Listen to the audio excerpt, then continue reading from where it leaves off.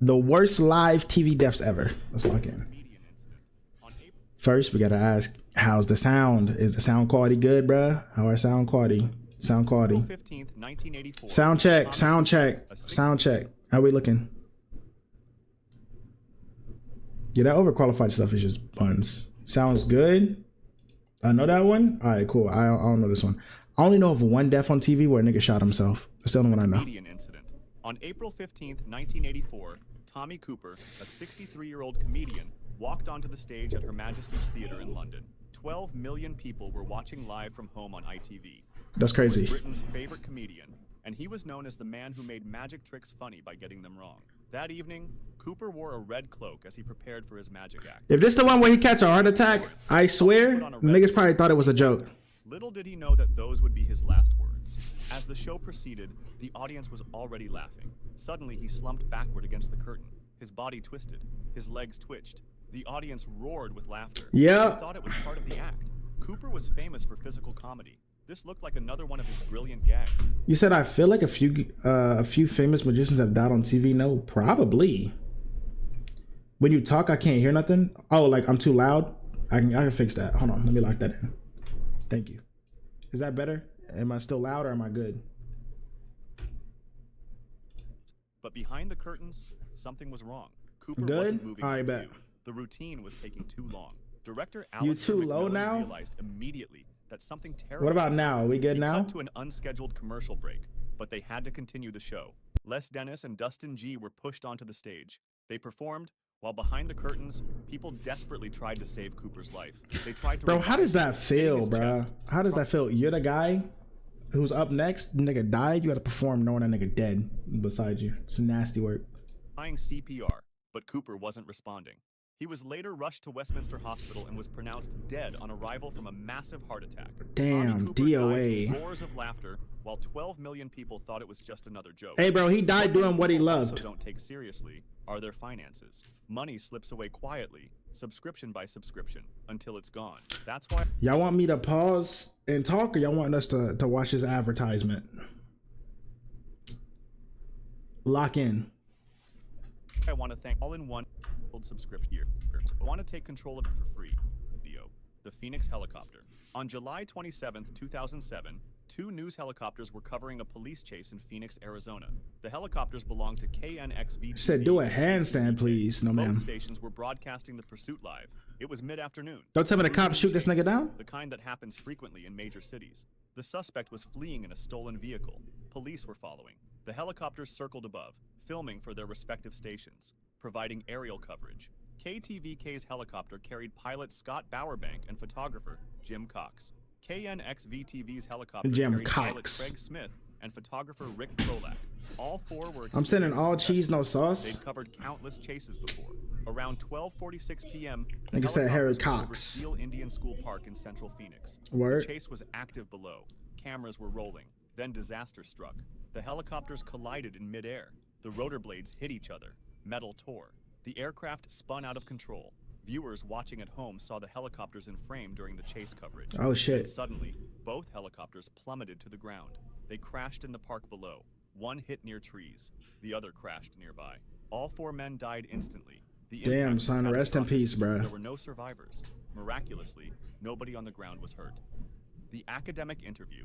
On September 12, 2018, Professor Rita Jitendra appeared live on Doordarshan's Good Morning J&K, an Okay. Indian television news channel. She was there to discuss political issues. Jitendra was a prominent academic and political analyst. She frequently appeared on news programs to provide expert commentary. The interview began normally. Jitendra sat in the studio discussing current events with the host. She was articulate, composed, answering questions thoughtfully. Then, mid-sentence, Jitendra stopped talking. Her expression changed. She tossed her head backward and gasped for air. The host immediately realized something was wrong and called for help. Cameras were still rolling. I don't think this was a heart Broadcasting attack, live. but it was something. Viewers watched as Jitendra struggled to breathe. She collapsed in her chair. Studio staff rushed over and called for medical assistance. Medics arrived quickly and rushed her to a nearby hospital. She'd suffered a massive cardiac arrest. Cardiac Doctors couldn't arrest. save her. Damn, Jitendra was GG. pronounced dead shortly after arrival. The incident shocked India. A prominent academic had died live on television, in the middle of an interview, while discussing ordinary political matters. the breakfast show incident. I'm seeing something like a trend though. The people that are dying on camera, they're dying doing a thing they love, so I fuck with it. I fuck with it. You know what I'm saying? I fuck with it. November 13th, 1986, 24-year-old Michael Lush was rehearsing for a stunt on the BBC television program. It happens, it does. Late Breakfast Show. The show, hosted by Noel Edmonds, was famous for its dangerous live challenges performed by members of the public. Lush had volunteered to perform a stunt called Hang 'em High, which involved bungee jumping from a box suspended about. Oh my god, no. Don't tell me this nigga's bungee broke. Oh my god. Safe. During the rehearsal, Lush climbed into the metal box. The box was hoisted high into the air by a crane. He was secured to an elastic bungee cord. I'm about to ban you niggas. Yo, this nigga, yo. This nigga said Gwen. Yo, you're not real, bruh. You're not real. Nigga said Gwen. I'm so sick of you niggas, bro. I'm so sick of y'all. I'm so sick of y'all, bruh. Shut up. This nigga said Gwen, bro.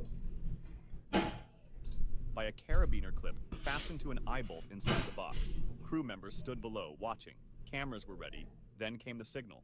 The box was released and Michael dropped. Suddenly, something went wrong. You drop into your death, gang. The cord failed to stop his fall. He plunged 120 feet and struck the ground.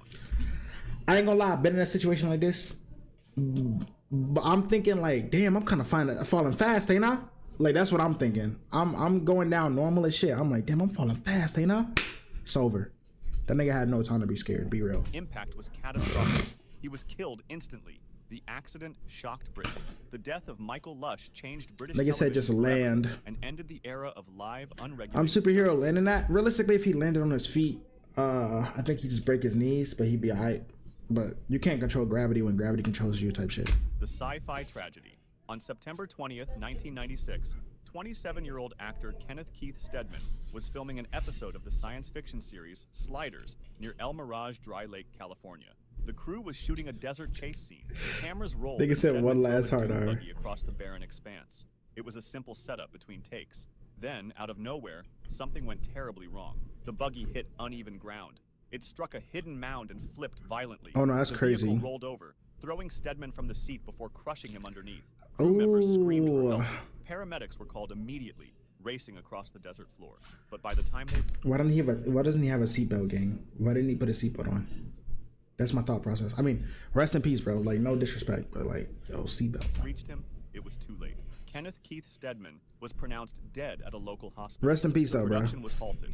The investigation confirmed it was a rollover accident. No explosions or pyrotechnics. Like I said, it's not swag. I'm sick of y'all.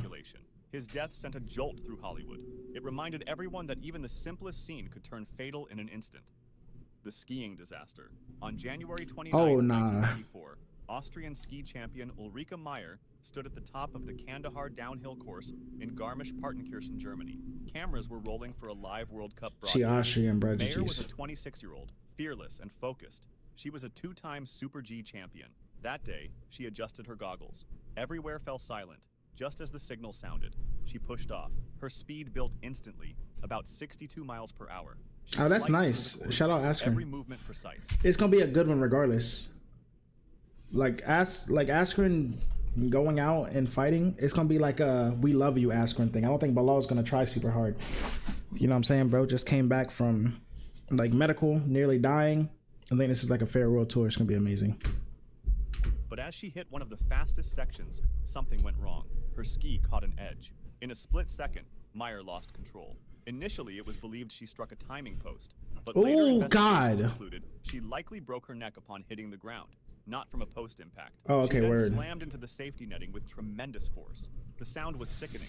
Rescuers rushed to her side. Medical teams tried to revive her, but Ulrike Meyer never regained consciousness. She was pronounced dead shortly after reaching the hospital. That's scary to think about, bro. The entire crash had unfolded on live television. The world of skiing was shattered.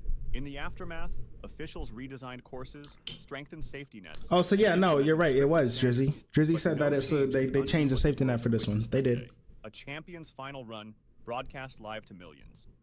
The Challenger disaster. On January 28, 1986, the Space Shuttle Challenger was scheduled to launch from Kennedy Space Center in Florida. It was the 25th shuttle mission. 7 astronauts were on board. The launch was special because one crew member was Krista McAuliffe, a teacher. She was the first civilian selected to go to space. That's so Schools cool, across but that's so America scary, tuned in, bro. Classrooms filled with students watching live. Everyone was excited, inspired. Space exploration was coming to their classrooms. It was a cold morning. Temperatures had dropped to 36 degrees the night before. Engineers expressed concerns about O-rings in the solid rocket boosters. Cold weather could compromise the seals, but the decision was made to proceed with the launch. At 11:38 a.m., the countdown reached 0. The shuttle's engines ignited. Flames and smoke billowed. Challenger lifted off. It rose into the clear blue sky. Everything looked perfect. Students cheered in classrooms across the country. It was 73 seconds into the flight. Then, disaster struck. At approximately 11:39 a.m., Challenger exploded. A massive fireball erupted. For a moment, nobody understood what happened. The crowds at Kennedy Space Center stood in stunned silence. On television, commentators fell silent. The camera stayed on the smoke trail. The 7 astronauts were dead. Commander Dick Scobie, pilot Michael J. Smith, mission specialists Judith Resnick, Ellison Onizuka, and Ronald McNair, payload specialist Gregory Jarvis, and teacher Krista McAuliffe. That's so tough, bro. That's so tough, The spacecraft fell for 2 minutes and 45 seconds, crashing into the Atlantic Ocean at over 200 miles per hour. You said it's funny because NASA originally wanted the Big Bird suit to go up in space, but they didn't because the puppet in operation were too big. Oh, the puppet and the operator were too big. Per hour. It's The investigation revealed the that emoji placement was crazy though. feared. And like that, a moment of hope turned into a moment of horror that defined a generation. The superhero wrestler. On May 23rd, 1999, wrestler Owen Hart was scheduled to perform at I think we all know this one, bro. pay-per-view. I ain't gonna lie, this is my guilty one. I'm sorry, bro. This is my guilty one. I looked everywhere for the video of him actually crashing and dying. I just wanted to see what happened. I searched hard as a young man. I couldn't find it. The reason is because the video is taken off the internet, and the recording of the game or that pay-per-view is put into like a place. It's put into like the archives, and it says never open again. This one's tough though. GG's. Event in Kansas City, Missouri. Go on Hart was Twitter. Performing as his alter ego, the Blue Blazer, a superhero character. The entrance was supposed to be spectacular. Hart would be lowered from the rafters on a cable. Let me lock in. Maybe I'm tripping. The crowd would love it. Hart was 34 years old, an experienced wrestler, but he'd expressed concerns about the stunt to friends. He didn't like heights. He thought the harness looked unsafe, but it was part of the show, part of the performance. Around 8 p.m., Hart was hoisted into the rafters of Kemper Arena. He was 78 feet above the ring. Over 16,000 people were in attendance. The plan was for Hart to descend partway, then pretend the cable malfunctioned. He was attached to a quick-release harness, the kind used for quick escapes, but it was the wrong equipment for this stunt. The release mechanism was too sensitive. As Hart was being moved into position, something went wrong. The quick-release mechanism triggered accidentally. The harness opened, causing Hart to fall. He plummeted 78 feet and fell straight down into the ring. His chest struck the top rope. Hart tumbled into the ring and lay motionless. The impact was destructive. At first, the crowd thought it was part of the act. Some laughed, others cheered. But EMTs I don't think rushed to the ring anyone immediately. cheered. They knew this wasn't planned. Hart wasn't moving or breathing. They began CPR. That was when the fans knew that something terrible had happened. The festive atmosphere turned to shocked silence. Hart was placed on a stretcher. He was rushed to Truman Medical Center, but his aorta had been severed. He died from internal bleeding. He was pronounced dead at 8:20 p.m. The reality show. On November 27, 2019, actor and model Godfrey Gao was filming the Chinese reality show Chase Me in Ningbo, Zhejiang Province. The show was... I ain't gonna lie, I looked for it, I couldn't find it. It's a physically demanding competition. Contestants ran, chased each other, and completed challenges. It was exhausting work. They'd been filming since early in the day. Gao was 35 years old, a GG's. successful model and actor. He'd appeared in The Mortal Instruments, City of Bones. He was in excellent physical shape, athletic, healthy. Around 1 a.m., after hours of filming, Gao was running a segment. He'd been going for hours. The production schedule was Cardiac moving. arrest? Participants got minimal rest between challenges. Suddenly, Gao slowed down. He put his hand to his head, looked unsteady.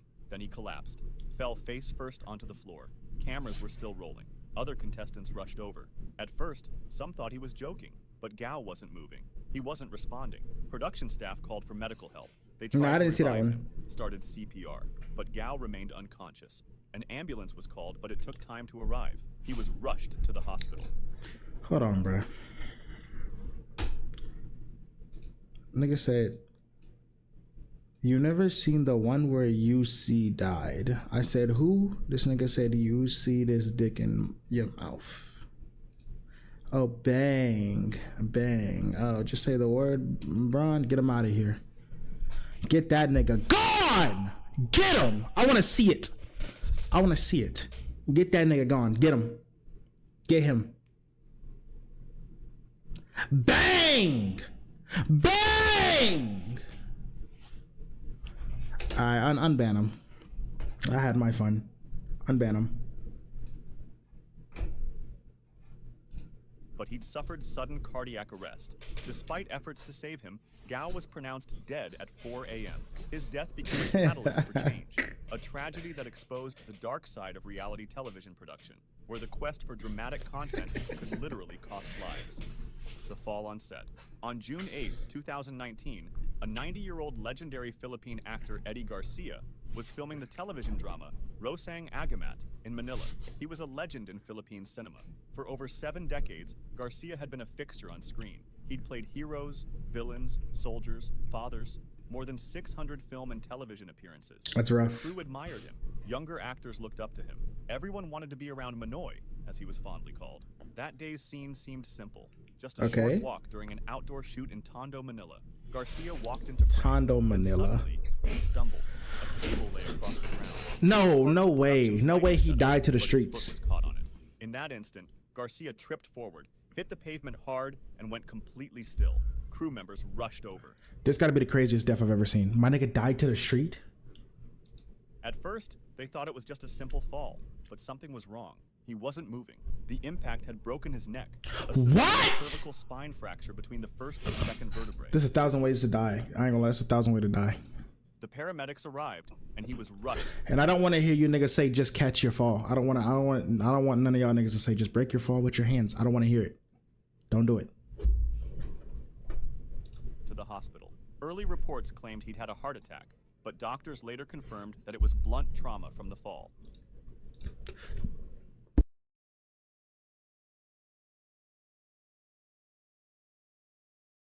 Did these niggas just try to save face?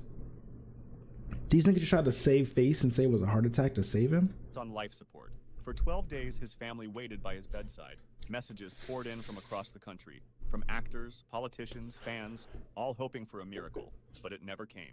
On June 20th, That's rough, 2019, Eddie Garcia was pronounced dead from the injury. Well, to be fair, he is like an older man, so like you guys gotta kind of understand, you know? Like I feel like at that age, like the streets will just get you. No cap.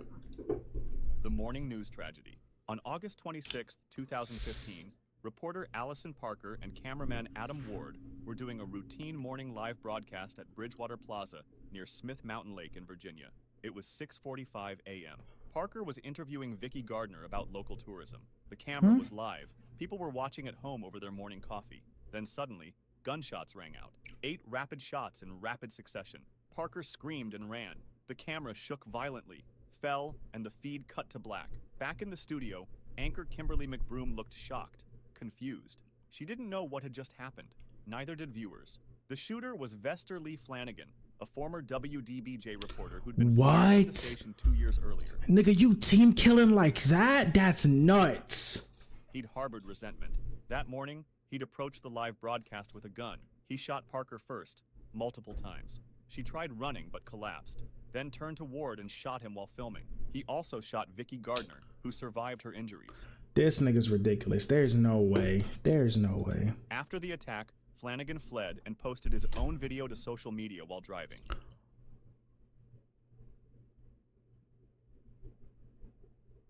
Some hours later, the police caught up with him. He took his own life during the chase.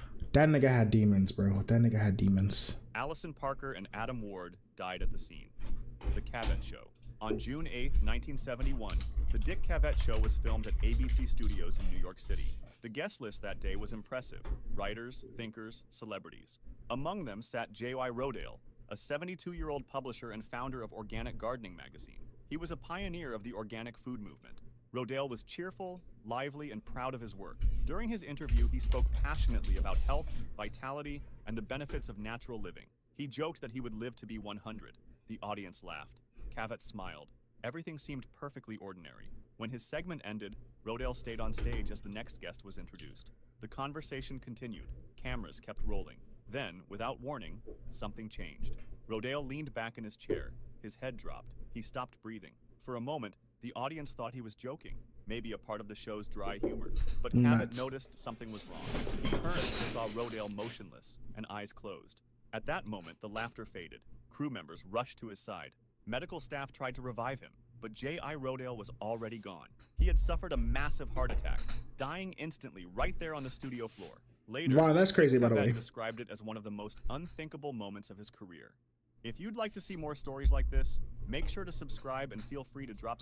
Yo, that's gotta be crazy. That's gotta be crazy. I'm not gonna lie, that's a nutty way to go.